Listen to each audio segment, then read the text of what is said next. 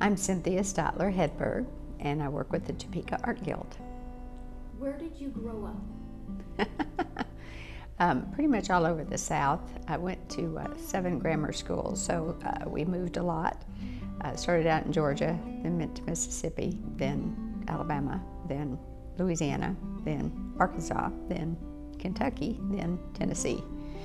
And I call Tennessee home because that was the place that we stayed the longest. And I went to high school and college in Tennessee. So Murfreesboro and Nashville are my home in my mind. What got me into art was my grandmother.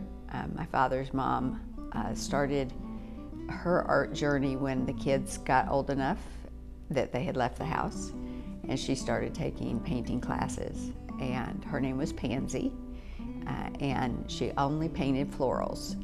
When she passed away, I inherited all of her art supplies. Out of all the grandchildren, she left them to me. So I took that as a sign that I was supposed to do something with them.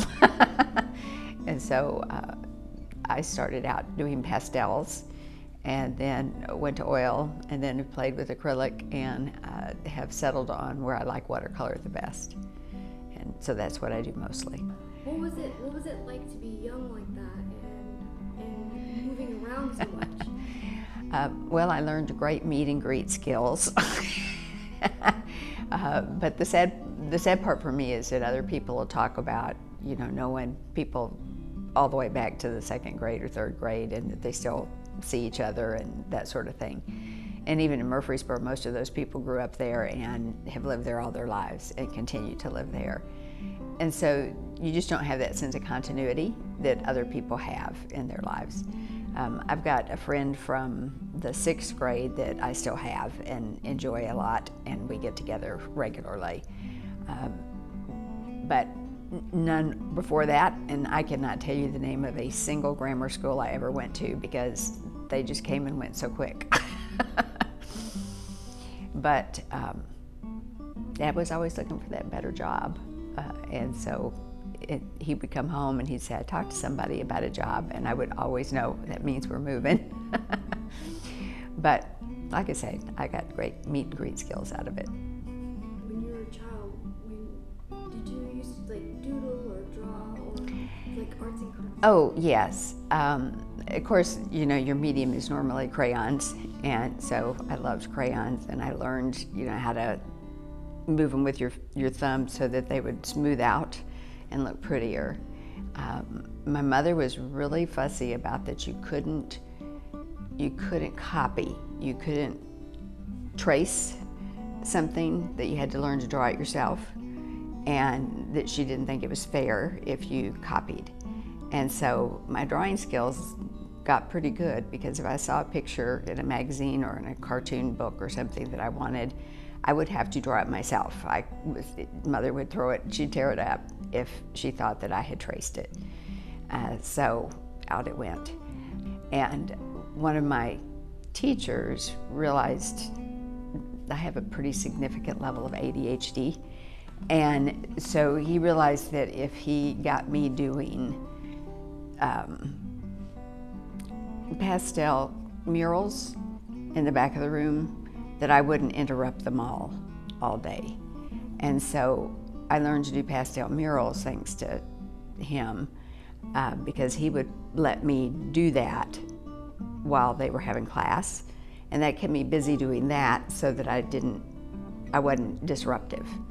Because evidently what I would do would be to chatter and disrupt other people, or if I was bored and knew I really couldn't chatter, evidently I would just get up and wander around the classroom. And so my mother would get fussed at every time she came to parent-teacher meeting that I was disruptive. But he figured a good plan out for that. He put me on art duty, and once I was on art duty, I learned better art skills, but it also kept me focused. 6th grade? Mm-hmm. Wow. Mm-hmm. I'd still love to have a picture of the mural, one of the murals that I did for him, because it was a huge Civil War mural with all the soldiers in it and the cannons and all that stuff. And in my mind, it was wonderful. I have no idea what it looked like for real. Because nobody took a picture of it, so I have no idea what it actually looked like. Wow. Yeah. Yeah, they didn't figure it out. I think because we moved so much, nobody figured it out until I was in the same classroom for pretty much that whole year. So it was when we moved to Murfreesboro and we were there for longer, that somebody figured out what the deal was. And they didn't have a name for it back then. But he figured out that if he distracted me and put me on something that would keep me quiet but distracted, that I wouldn't bother anybody else, and I still learned because I was still hearing what they were talking about. And it worked like a charm. And then he shared that with the other teachers, and they all started doing it too. That's great. It was great. That's wonderful. I'm glad you shared that with me. So what I've learned is that with ADHD, sometimes it's good just to have a project you can go work on. Yeah. So you love watercolors. Yeah, that's what I do mostly now. One of the things that I've started doing for our church is a watercolor card ministry. And so when somebody's sick or depressed or had a death in the family or whatnot, I will send a card. And it's from the church. It's not from me personally, but it's from the church. And I paint the card, and then I pop it in the mail. And so they get a homemade card in the mail saying, we hope you get feeling better, hope the surgery went okay, or hope your leg is mending, or whatever it happens to be. And they get a big kick out of that. And then at Christmas time, I actually do 300 cards, and they all get a Christmas card. Wow. Yeah. Inadvertently or unintentionally lose interest in it? Like, what do you do with it? Yes. What do you do with that when that happens? I have to really try hard to put a deadline to it, or break it up in little chunks. So if Cynthia, if you get 10 cards done today, you don't have to do it anymore. But if you can get 10 cards done today and 10 cards done tomorrow and 10 cards done the next day, you'll get done. And so that it's not like you have to do 100 today. It's a challenge having ADHD. Because you tend to start too many projects and you don't get any of them finished. And so unless you've got somebody that can help you focus, or you have learned to help yourself focus, it is a challenge. Tell me about the art piece that you are showcasing at the Bakers on Night. It is a watercolor of sunflowers. And so it's called It's Always a Good Day to Be a Sunflower. And especially with Kansas, I think sunflowers are the state flower. And there's a couple of places near here that you can go and see huge sunflower fields. And so it's a beautiful sight to behold, and they end up being 5 and 6 feet tall. So you can walk through them. I'm only 5'2", so I can walk through them and be surrounded in sunflowers. And I just really have fallen in love with that flower. And so I do a lot of sunflowers. I like the colors, I like bright colors. And so for me, it's a fun flower to paint. I have one bathroom in my house, it's all sunflowers. And then I frequently put sunflowers up in the kitchen. So it's just a fun flower for me. Where can guests come to see more of your work? Or where can guests go to come see more of your work? Most of the time, there's work that's showing here at the Topeka Art Guild. Usually it's only 1 or 2 pieces, and you can certainly do that. They can certainly come here, and we're in the mall, at Fairlawn Plaza Mall, on the back side. You can look me up online, and you can see on Facebook. I'm on Facebook, and you can look, there's not many Stotlar-Hedbergs around, so you can look up Cynthia Stotlar-Hedberg, and you can find me.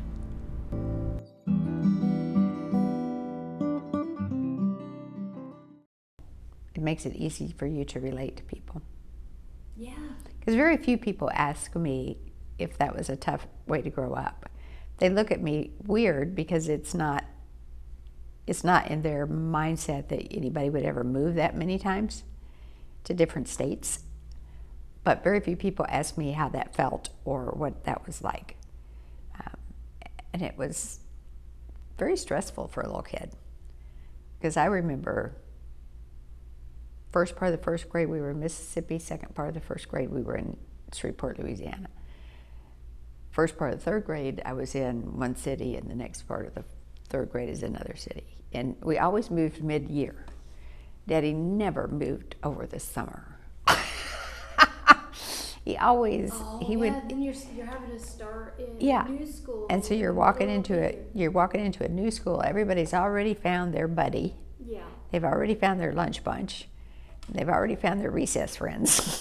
And so you're walking in cold, and either like November or February, and it's just witchy, because you have to look around and you have to try to figure out, okay, is anybody sitting alone? Maybe I can sit with them. And that was a good thing about coming into high school in Tennessee.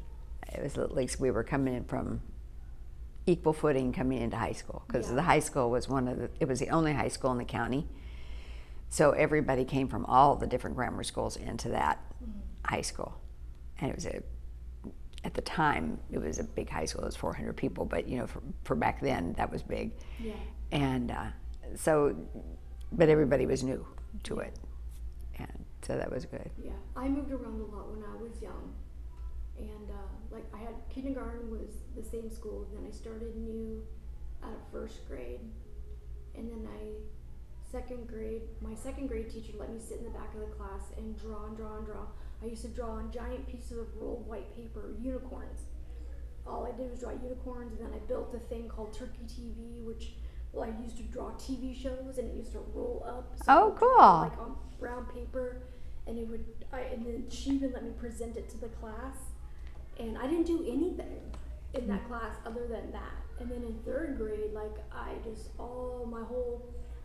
didn't like school at all as soon as I saw division started, and so there was simple division, but the problems are really super small, right? Yeah. But there was 100 of them all on one page.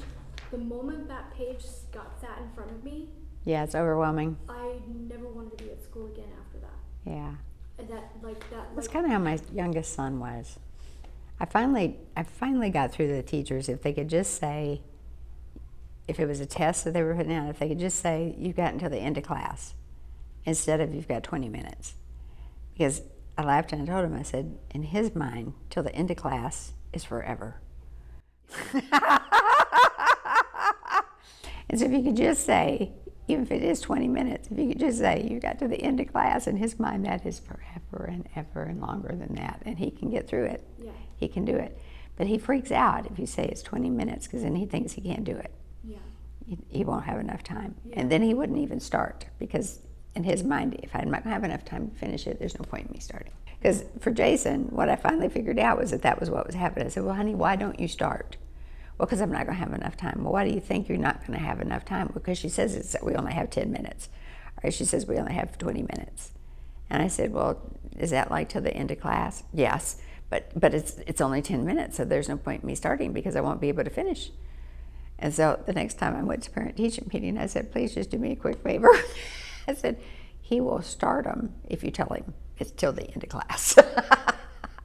And she started it. She's like, yeah, he does. Why is that? I said, because in his mind, school is the most boring thing in the entire world. I hate to tell you this, but that's it. And so in his mind, to the end of class is forever. And so he just didn't even want to try. And I didn't blame him, but still, you get a 0 in everything you don't turn in.